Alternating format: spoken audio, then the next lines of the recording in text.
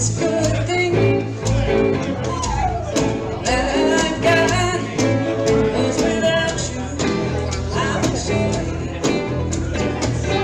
So tonight, is your love is better.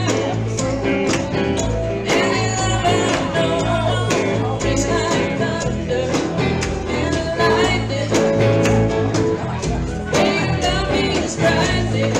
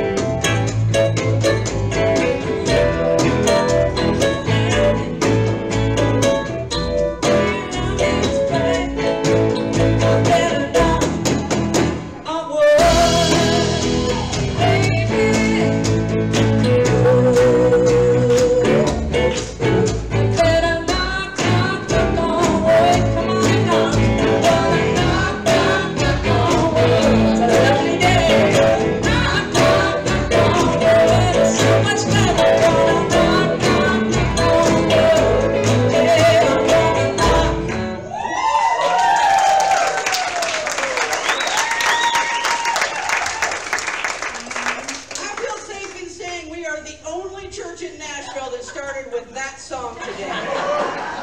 Maybe the world. Maybe the world. Stand up and sing with us.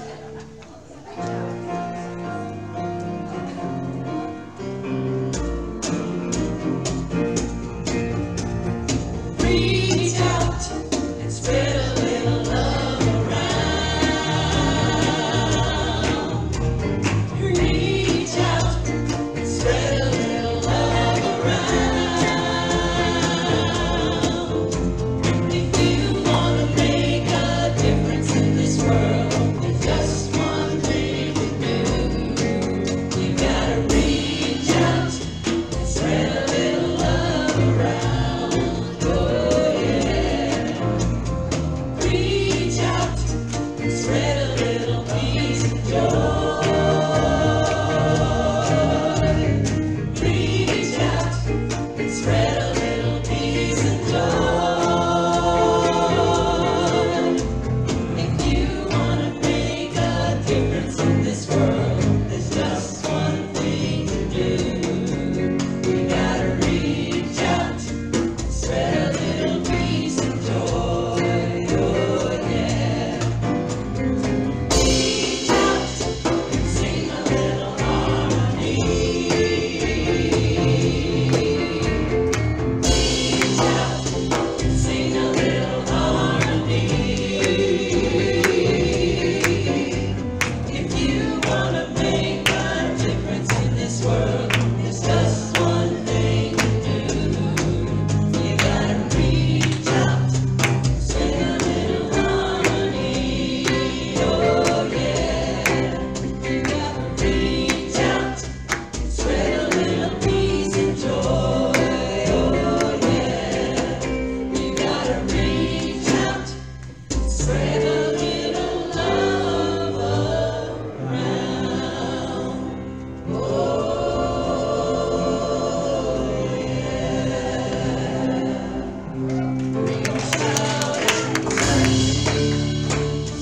somebody's hand, make this world a better place.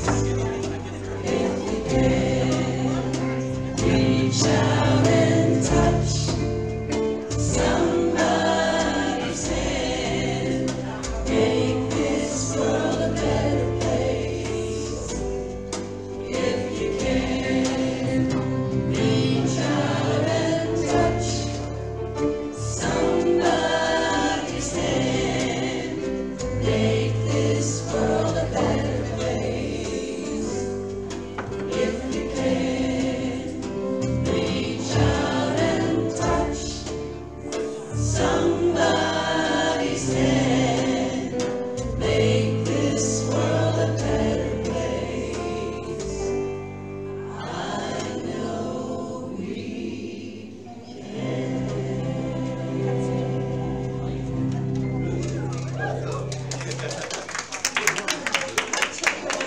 already hugging up on each other and holding hands. It's just the way we roll around here at Unity of Music City. Welcome everyone to Unity of Music City. This is a center of authentic transformation. That is what we do. That is who we are. And we know that you are here this morning by divine appointment, so welcome. I wanted to get one of those, lists that was all a bunch of pieces of paper taped together and throw it down like that and have it just roll across the stage to let you know how many announcements I have this morning. So I'm going to get through them as quickly as possible. First, I want to encourage you to go ahead and pick up one of the orange bulletins in the back because all of these things, or most of these things, will be mentioned in there. First and foremost, thank you so much to Julie and Rusty Russ for being here.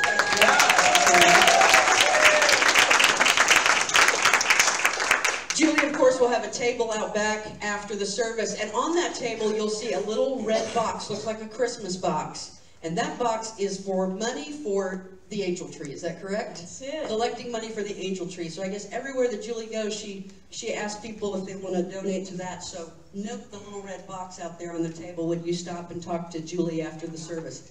And thank you, Sean O'Shea, for being here as well. He came in this morning to take his piano down, and we made him stay.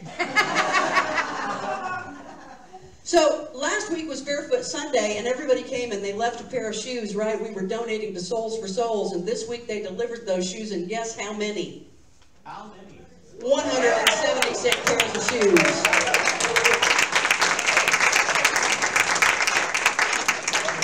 That comes down, when you look at our membership list, that's about 3 pairs of shoes per person, so I don't know what y'all are wearing these days. All you Imelda Marcoses out there with all those shoes in your closet. We've got all kinds of opportunity to be a force for good in the world. We've got 2 sign-up sheets on the bulletin boards for volunteers. Remember, we run the Dodson Chapel Food Pantry one Saturday a month. That's October 14th, which is this upcoming Saturday. So if you're interested in being a part of that from 9 to 11 a.m., being a part of the change that we want to see in the world, then please sign up on one of those sheets. We're also collecting for the Pennington Elementary School Teachers Lounge. Things like individual snacks, coffee, tea, non-refrigerated creamers, those kinds of things. And then starting on October 15th, we'll also be collecting coats and sweaters and hats and gloves and mittens for both adults and children for the Dodson Chapel Food Pantry.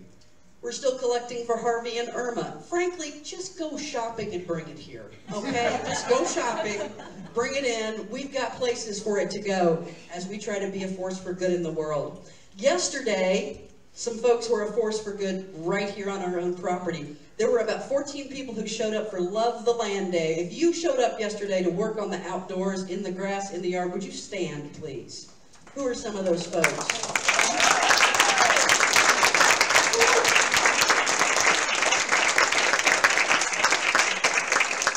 Thank you so much for showing up and for physically loving our church community, our home, our land.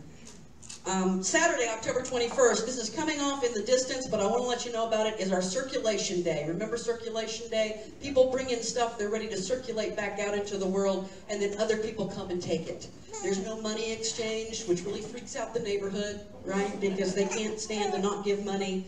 But it's just about putting it out into the world for someone who could use it. And so that's October 21st. The week before that, the Namaste Cafe will be closed because all of your donations, things that you will bring, will be in there for the sorting. Crystal Lyles is in charge of that this year, so please see her afterwards if you have questions about that. You know what, I'm going to have to break it right there because we really need to sing again. Let's stand up and sing. You know this one. Oh yeah, I'm counting it off, aren't I? 1, 2, 4.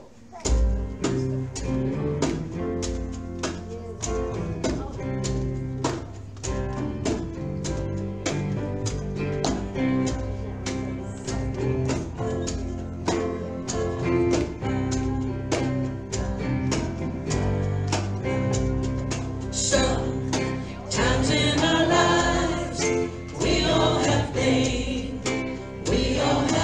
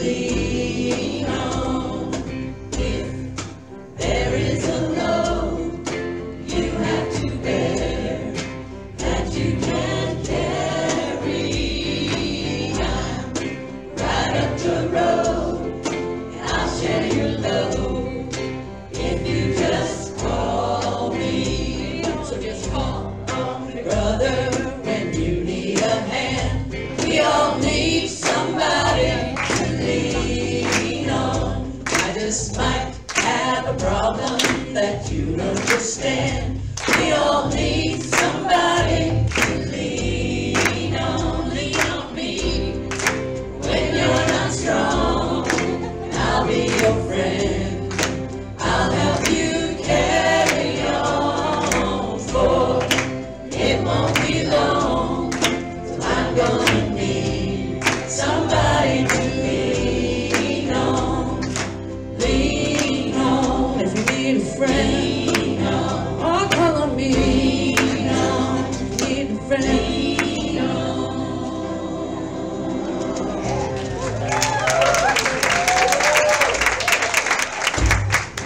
I tell you what, that song has a lot of words in it, doesn't it?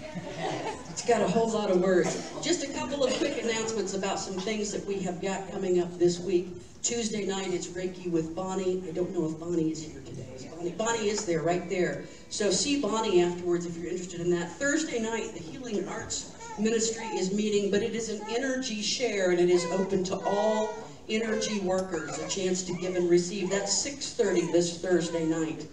And then next Sunday in the afternoon, John Martins will be here from 2 to 5 for a workshop on feelings and emotions, developing emotional resilience and intimacy by looking at feelings and emotions in a new way.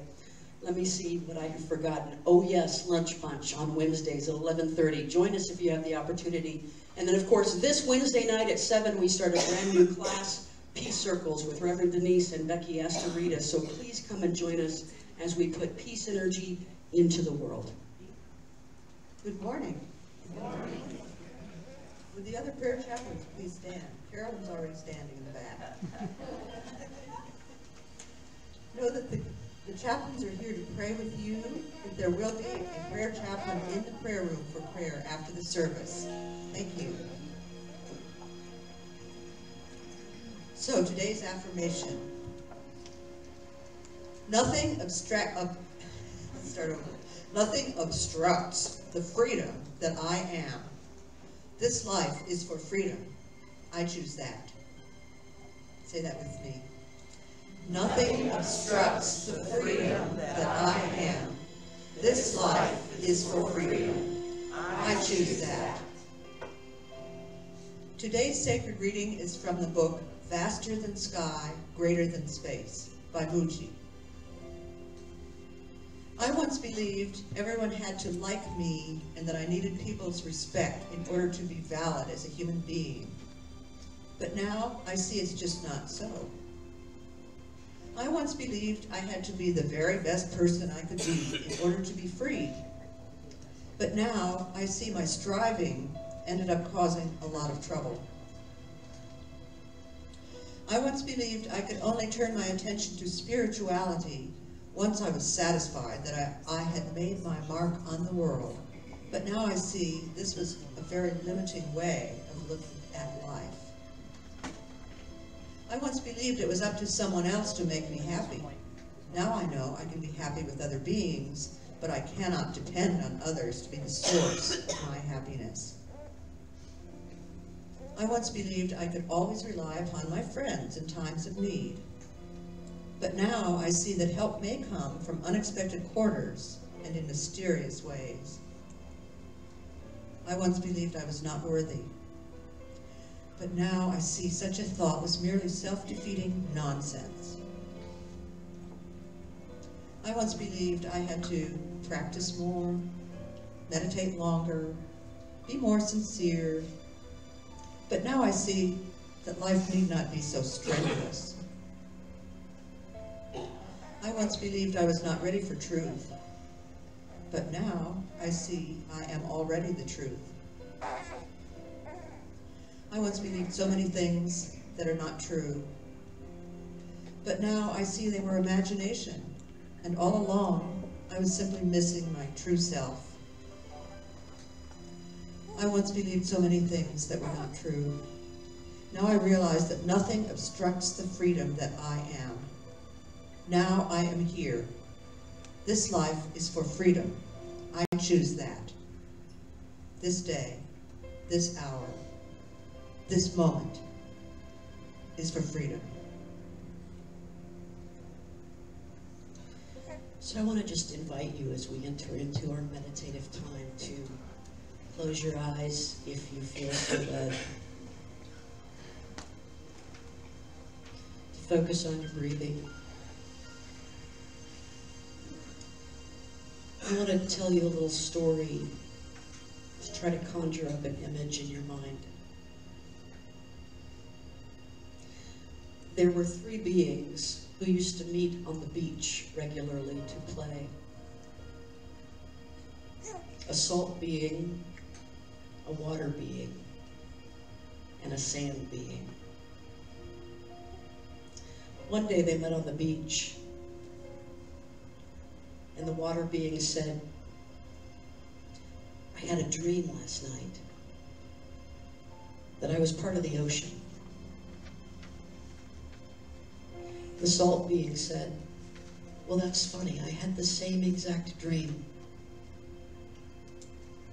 And the sand being said, "I must have been talking in my sleep. I had that dream too." They discussed this for a while. They debated who might be more a part of the ocean. Until finally the water being decided that he was going to go find out. And he flew up because he had wings. And he flew up out over the ocean, and he dove right down into the water, and he disappeared. The salt being and the sand being looked out into the water for a long time and wondered where their friend had gone. Finally, the salt being said, "I'm going to go look for him." And she began to walk out into the waves. And as she walked out, each part of her body that touched the water dissolved into the ocean. Her legs and her torso, her neck, and then just the tip of her head was visible until finally it too disappeared. The sand being was all alone on the beach and wondered if her friends would return. She eventually grew tired and she sat down, and then she laid down right next to the water's edge and fell asleep.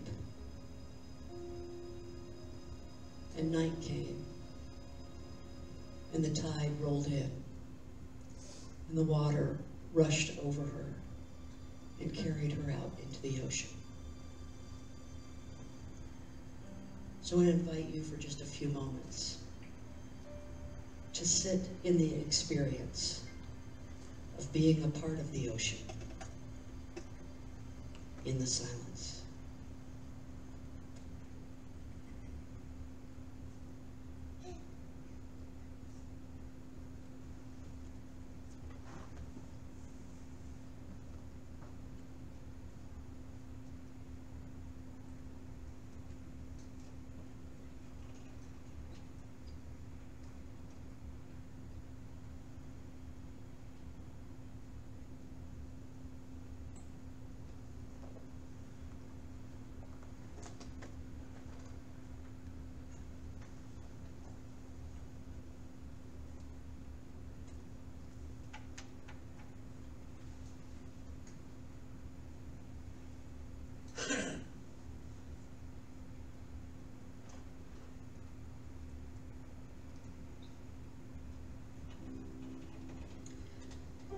And when we let go of the delusion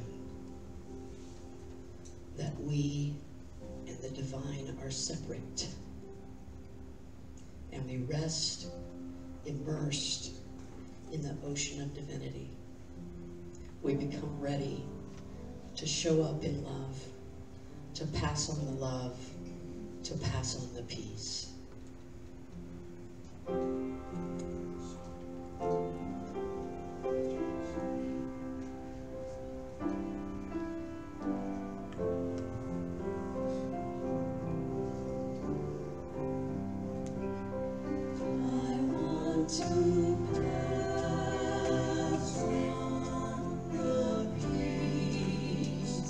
Lord, help me pass on the peace.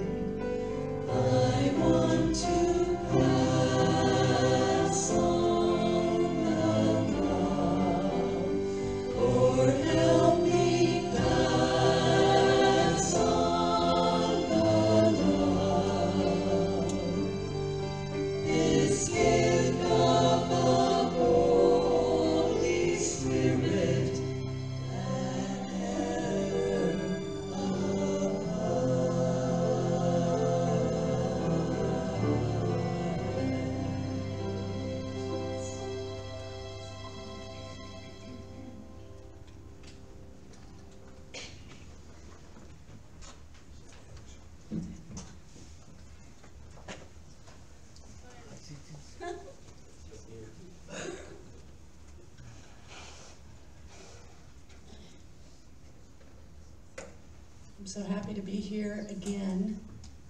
Judy called me up. I'm telling everybody this because it was so funny. She said, "Julie, I was wondering if you could be me." I could never be you, Judy. So, we've got a little song here called I Am Free.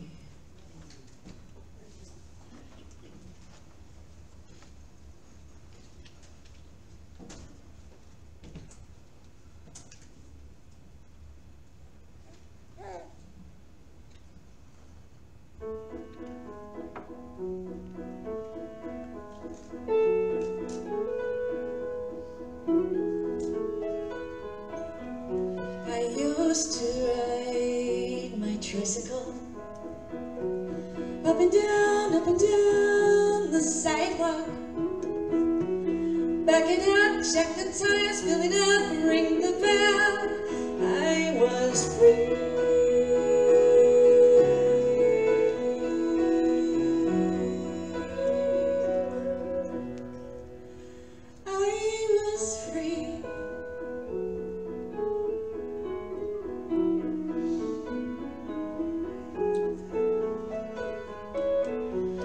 Looking at an open door. Gonna run right through it. Take the brakes off my life, fill it up, ring the bell. I am free.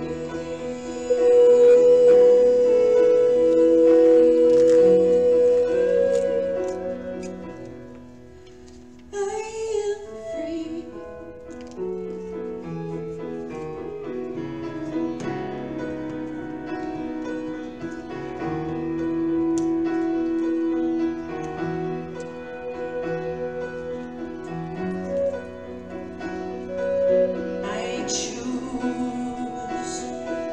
My life to be alive.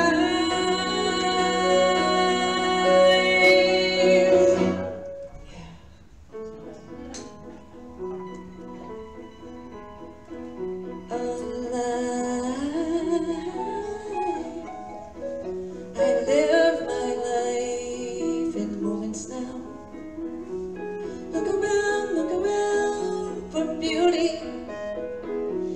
Take it in, check it out, fill it up and ring the bell. I am free.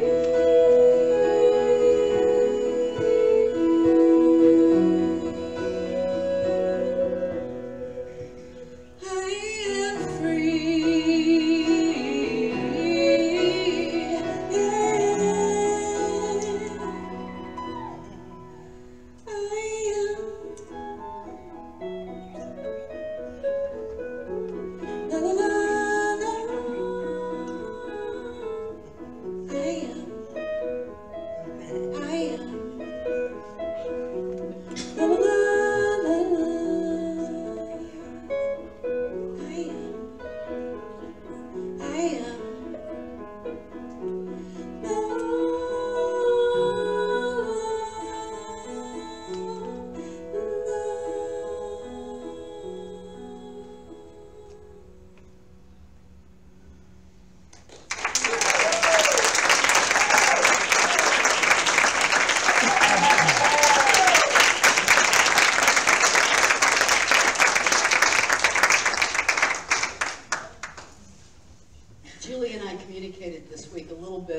about the music for today, and I almost wrote an email to her saying, would you do that I Am Free song? And then I decided I would just let Spirit guide it. And look what happened. I know that song. I know that song. So Reverend Denise is not here today. She and Judy are taking the day off, and I'm going to talk to you for just a few moments. Last night, normally when I give a talk, when I give a lecture at school, when I do something of this nature, I don't write it out. I just make some notes. I have a general idea. I have an outline. I have a few little keywords written on a piece of paper. Sometimes I just make it up as I go along. But something this past weekend, a week ago, something said, Deb, you need to sit down and you need to write this one out. So I did. I thought it might just be an exercise of preparation, but I sat down and I wrote it out. And last night, normally on Saturday night, even if I'm just singing with the praise and worship team, I try to shut all the busyness down about 7 p.m. so that I can start getting my head in a space that feels right for the next morning. So last night I did that exact same thing. I shut everything down about 7. And then at 8:15, there was a knock on my door. And in a nutshell, it was a neighbor in tears. She said, I didn't know where else to go. And it was a domestic abuse incident that ended up with someone spending the night in the Gallatin Police Department bed and breakfast. Couple of things that were really resonating with me last night as this event unfolded, because it was one of those things that of course takes some time. First, when the moment got critical, I have this little group of people in my apartment complex. We call ourselves the family. When the moment got critical, I made one phone call to one of the family. And about 90 seconds later, I had 7 people at my door.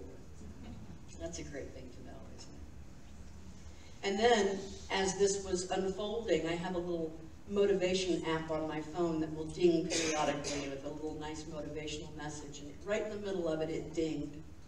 And it gave a little statement that said something like, when you fully accept that you are where you're supposed to be, doing what you're supposed to be doing, miracles will happen.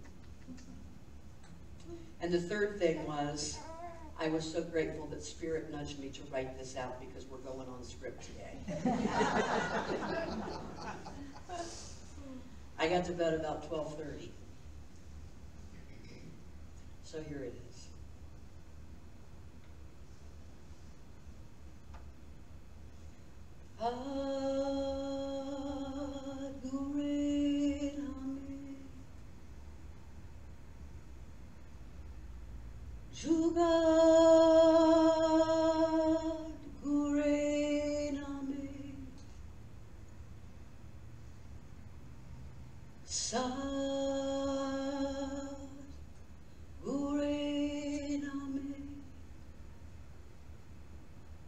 Siri Guru Devi,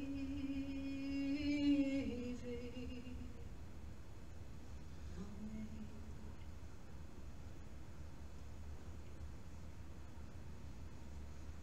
I have really good news for you today. You are not doing it wrong.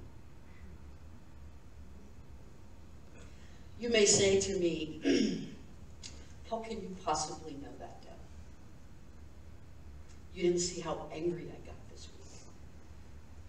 Surely, if I was enlightened, I would always act from a place of sacred peace. You didn't see me succumbing to that grief I cannot seem to shake. Surely, an awakened being would transcend grief and suffering and live always in joy. You didn't see me gossip, manipulate, disregard.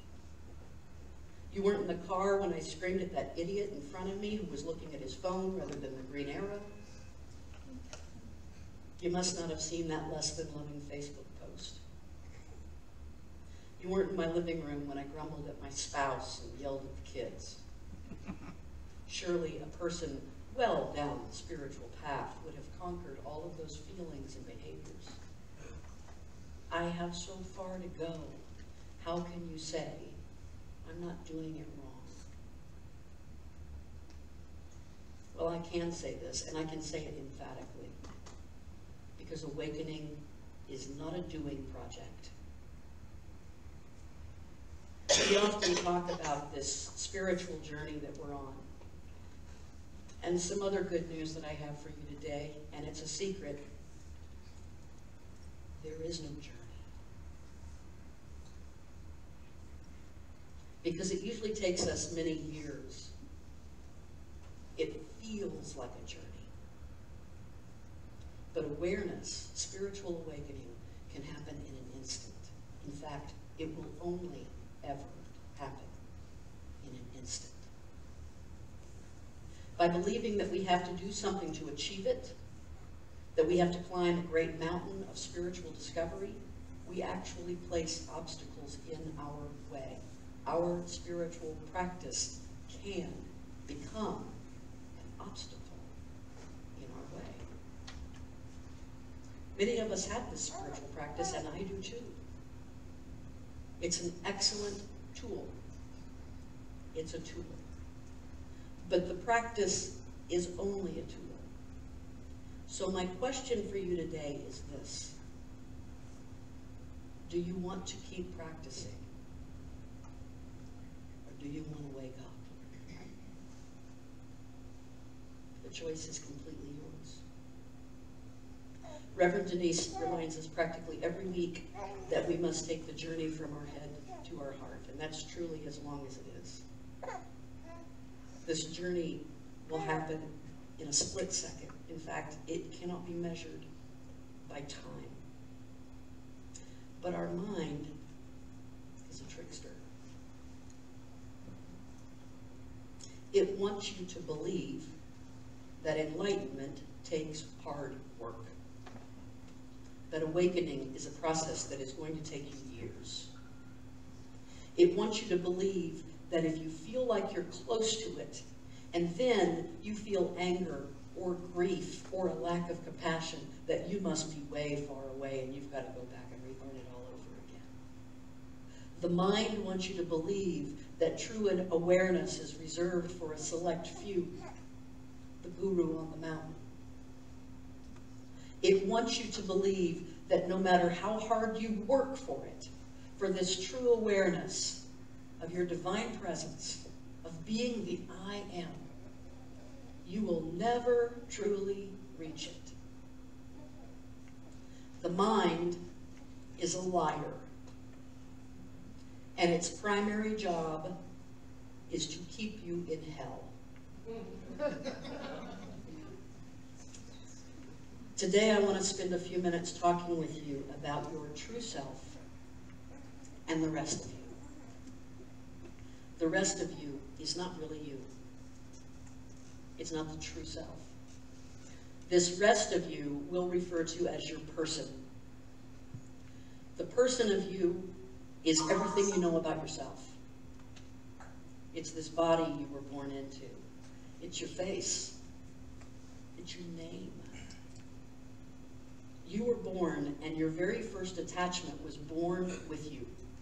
This is the attachment to your mother, literally evidenced by that umbilical cord. The attachment to your mother was even stronger than the attachment to your own body. You wouldn't have recognized yourself in a mirror.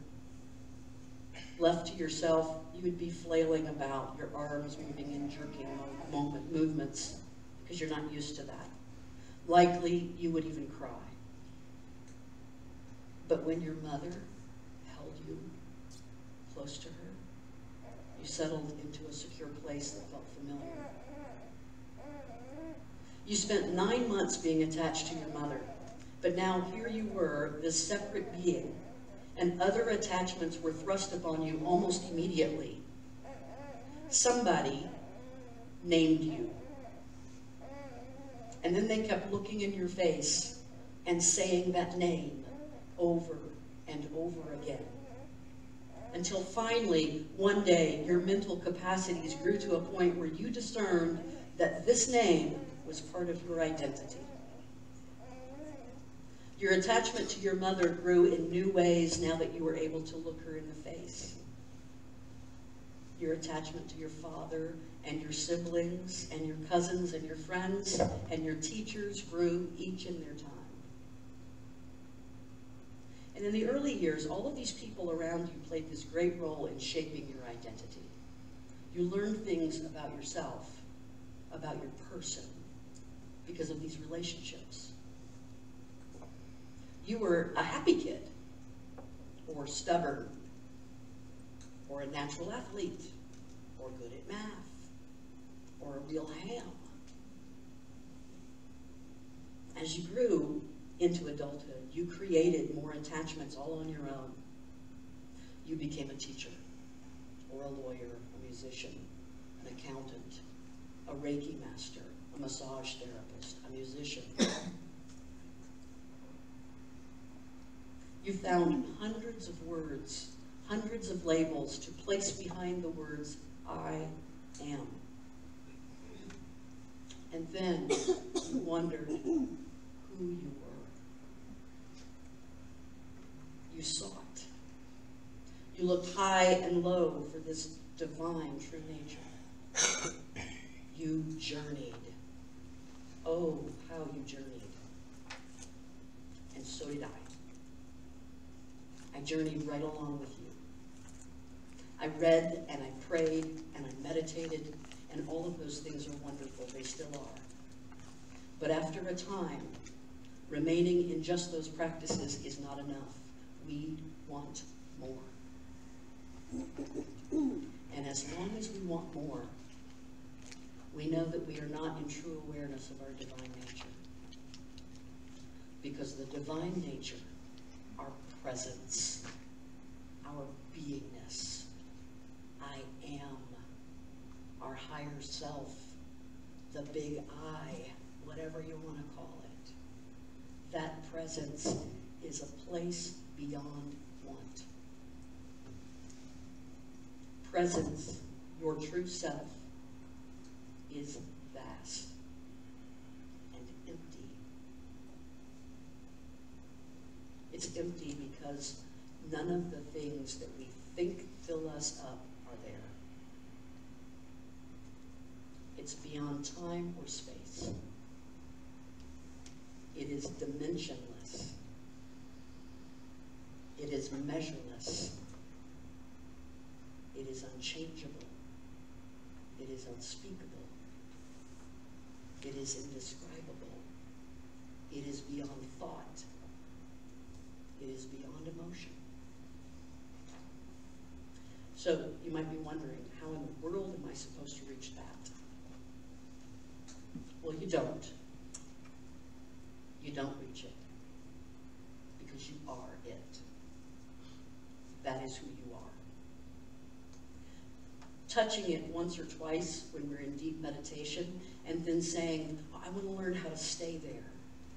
I was there. I was there for just a moment. I want to learn how to stay there. That is meaningless. You are there. There is you. You cannot leave yourself. So how do we uncover it? It must be covered up because it's not there all the time for us. The awareness is not there. How do we uncover it? If meditation makes it seem as if it comes and goes, then what does it take to fully uncover it? Well, we remove each layer of our personhood, each attachment, until nothing is left but divine presence. That's simple, right? You might be saying, I don't know that I'm up for that. Whoa. I completely understand, because in the early days of my journey, I was confronted with the concept that I would have to release my ego in order to step into the divine, and I was not happy about that at all. I resisted this. I argued against it. I fought against it. I said, no, my ego is my personality. I really kind of like my personality. I don't want to lose that. I like being good at the things that I'm good at. Don't tell me I have to let go of those. Sometimes I even have this thought. One of these days, when I retire, maybe I'll really dive into this spiritual stuff. Don't act like I'm the only one who's ever had that thought. You know, all along the way I had teachers, and I believe probably those teachers were really explaining exactly what I'm sharing with you today, what I'm about to share with you. Maybe I just wasn't ready to hear it. In recent years, however, I have resonated with the words of a particular guru. Whether he says it in just the right words or whether I was finally ready for the awareness, I don't know, probably a little bit of both. I do know that spiritual awareness has taught me, it shows me, that he's expressing the same exact truth that I've heard from many teachers, Deepak Chopra and Eckhart Tolle and Marianne Williamson and Sadhguru and Denise Yergin and Byron Katie and Wayne Dyer and just about anyone you want to name. They're saying the same thing. Sometimes it doesn't sound the same until we reach that level of spiritual awareness and then we go, oh my gosh, that's the same message. I keep hearing it everywhere I go. For some reason, this particular teacher's words have cut through all misunderstanding for me. He cuts it away for me, and I get it with him. His name is Mooji. The sacred reading was from his book. He's a Jamaican man, born in London, raised as a Christian. Born in Jamaica, he was raised in London as a Christian. He reached spiritual enlightenment in India under Hindu-based teachings, and now he holds satsang at his home base of Monte Sahaja, Portugal. And he's quite a magical creature. Now, before we go any further, I want to explain, I want to break down the word guru for you for a moment, because some people love that word, and some people get really nervous about it. The syllable gu means darkness. The syllable ru means one who dispels. So a guru is simply one who dispels the darkness. Your guru may be sitting next to you. This is what comes through for Mooji, from Mooji for me. Mooji says, step into the fire of self-discovery. It will not consume you. It will only consume what you are not. So the fear of loss that I had all those years, the fear of losing my personality, of all the things that I had attached to, it was a waste of time. That fear was a waste of time. You get to keep your personality. It just springs from a different place. Step into the fire of self-discovery. It will not consume you. It will only consume what you are not. And the way we step into the fire is to uncover our true nature. So for a moment, I'm going to invite you to do just that, right here, right now. I'm going to invite you to simply be here now as nothing but divine presence. In order to do that, we must set aside all of our attachments to our personhood. Every label, every aspect of your identity, every profession, every emotion, every talent, just set them aside. Don't worry. You can pick them back up again. Set aside your education. Set aside your certifications. Set aside your abilities. Don't worry. You can pick them back up again. Set aside your sense of humor.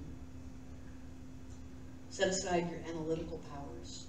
Set aside your happiness. Set aside your grief. Don't worry. You can pick them back up again. Set aside each thought that comes. Thoughts will come. because the mind will fight your awakening. The mind is the toddler who far too long has gotten his way and has to adjust to a new reality where he is not the boss. The best way to set aside thoughts is to just simply not touch them. The mind will eventually tire, just like the toddler. Don't touch any thought. Don't give any energy to what's next. What's for lunch? What am I doing tonight? Set it all aside. Setting aside thoughts is to accept only the present moment. Thinking of past or future puts us into measurable time, and we're going into the immeasurable place that is ageless. Notice that the you who is doing this setting aside is actually being observed from a deeper place within you. You see, divine presence, your true nature, cannot be observed. It can only be acknowledged. So, the doer you, the you that is setting aside, that is not even your true self. Maybe we can call that the helper self. Your true self is the divine presence in you, around you. Your true self is the substance of the ocean, and you are a soul. The mind is ancient. Divine presence is timeless. The mind changes with new information. Divine presence is unchanging wisdom. The mind leads you around like a dog on a leash. Divine presence waits for you to come home. So we're going to take a few moments this morning, noticing and acknowledging the divine presence that we are. You may wish to close your eyes during this, but there are going to be some beautiful pictures on the screen, and they're not the type that will distract you easily. They may actually help. So, for just a few moments, with no thought of how long is this going to take, when will this be over, don't touch those thoughts. For just a few moments, we're going to set everything aside and acknowledge the vast and empty divine presence of beingness together for a few minutes.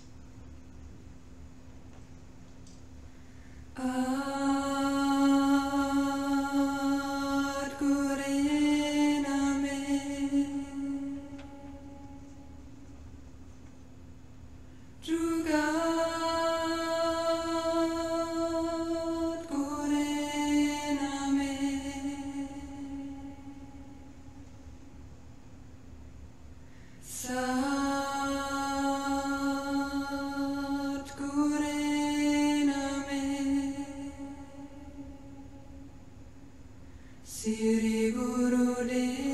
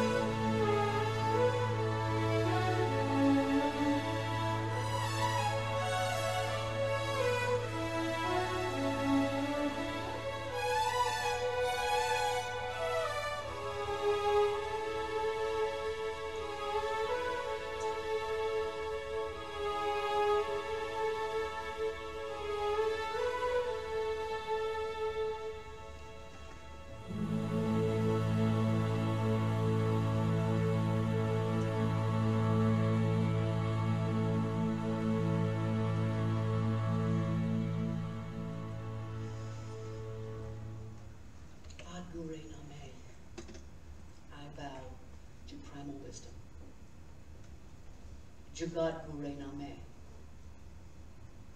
I bow to timeless wisdom. Sat Gure Name. I bow to the true wisdom.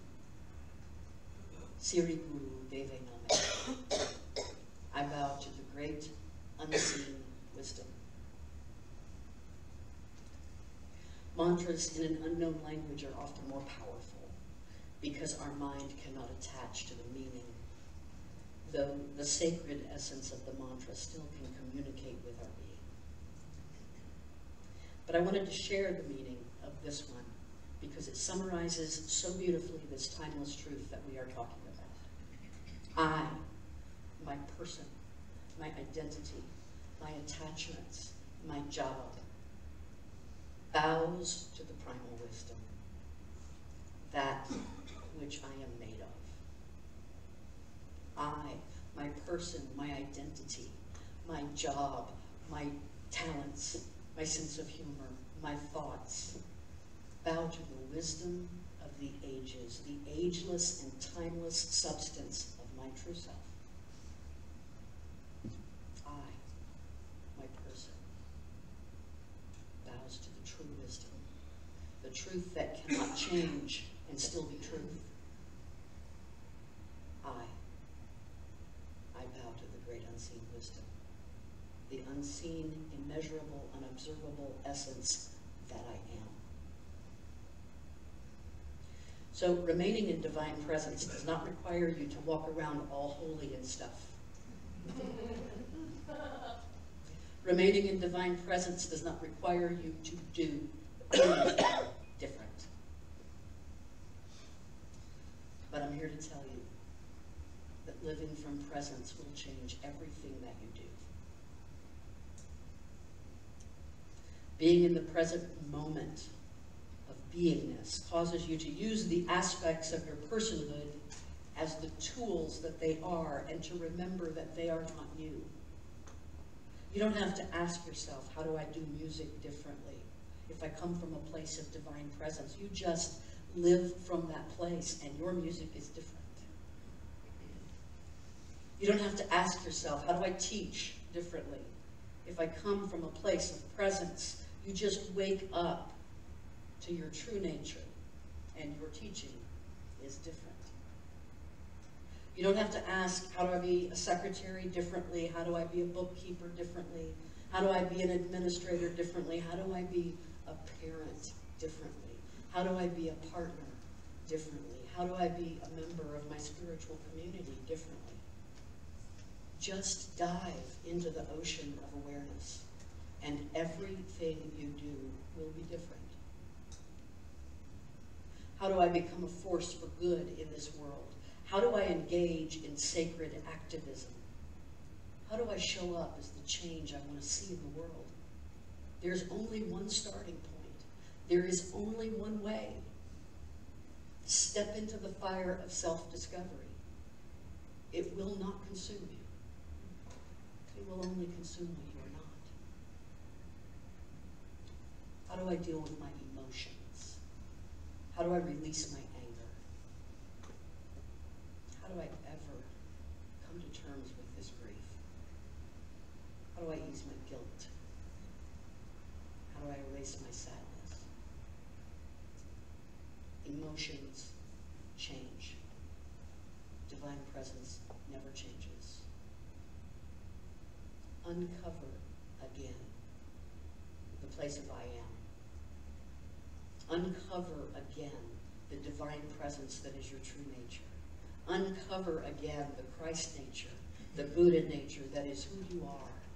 Uncover again your presence, your true self. And every time you uncover this and acknowledge this, the more the tendency to cover it up again diminishes.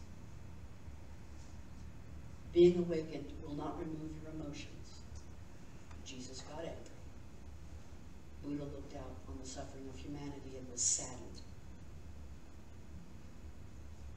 Your Christ nature as well still leaves rooms for the emotions experienced in your person. But just like everything you do, everything you feel will be different, will be transformed, authentically transformed within the awareness of who you really are. How do I stop having negative thoughts? How do I change the old tape of self-doubt that runs through my mind? Well, you can work really, really hard to program a new thought. And at any moment, short of spiritual awakening, I recommend that you do just that. Or you can acknowledge the true wisdom that you are and remind the mind that it works for you. This is freedom. Nothing obstructs the freedom that you are. This life is for freedom. Choose that now. Namaste.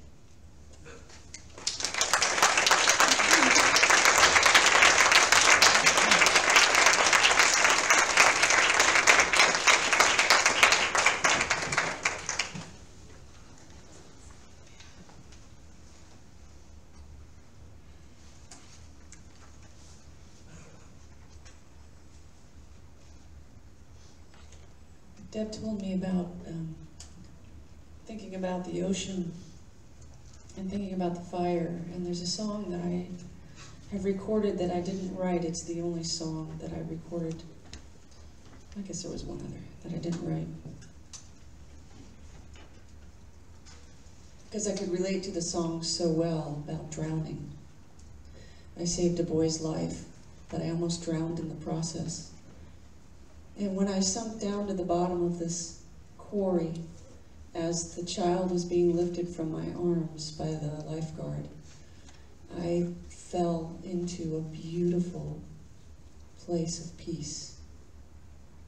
And then I felt consumed with love, and I was so happy. I was so happy. My life had purpose. Everything else went away. Everything in my past disappeared. The difficult childhood, everything didn't matter, because in that one moment I had purpose. And I was filled with such joy, and I wanted to stay until I heard a voice say, time to go back.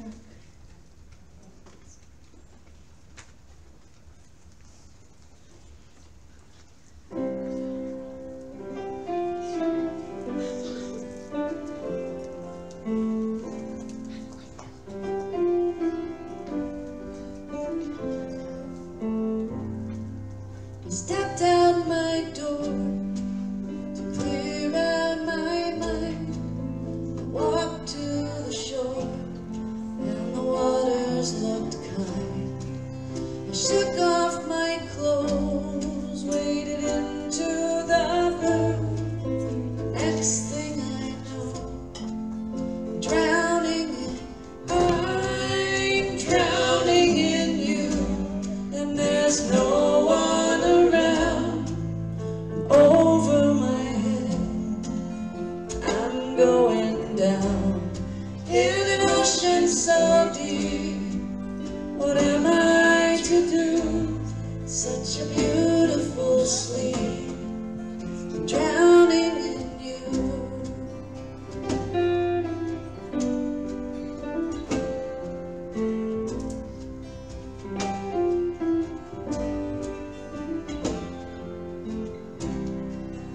Rock me beneath, under your waves. I can't get free, I don't wanna be saved. Swallow my soul, but whatever you do, don't let me go, 'cause I'm drowning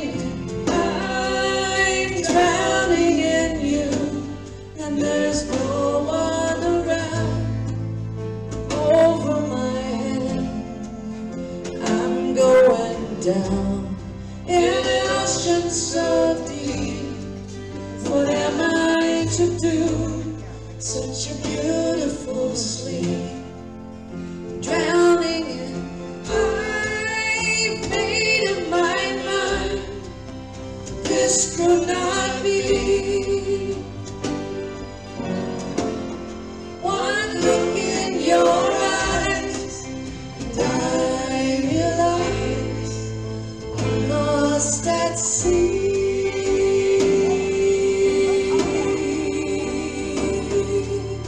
I'm drowning in you, and there's no one around over my head.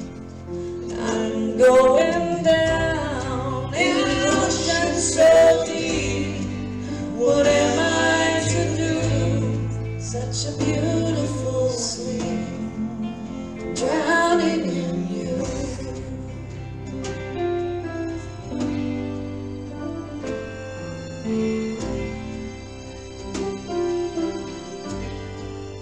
Drowning in you.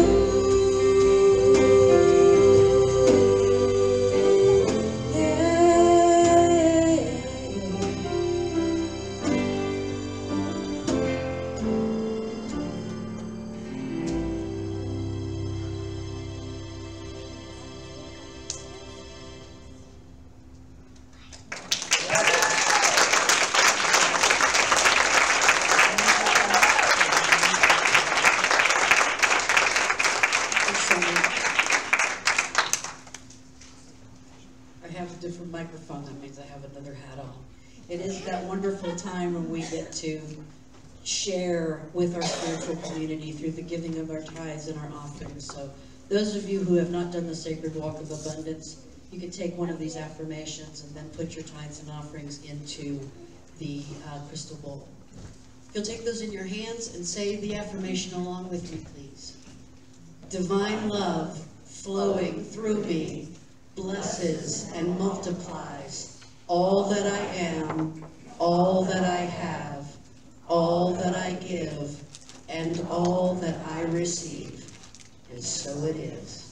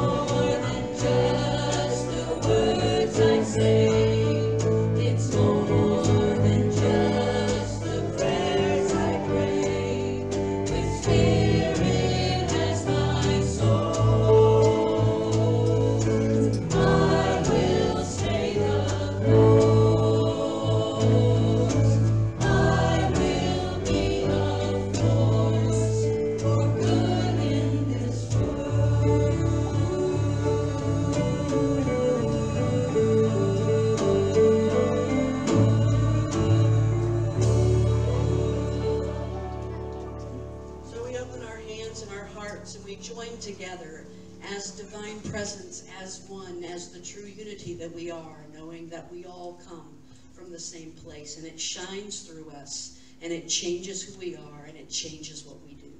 It changes the energy of what we give, and it changes the energy of what we receive. And we know that all of that shows up, heaped up, pressed down, shaken together, and running over. For that's the law, and so it is. Amen. Just stay standing and take hands, and let's sing this service close.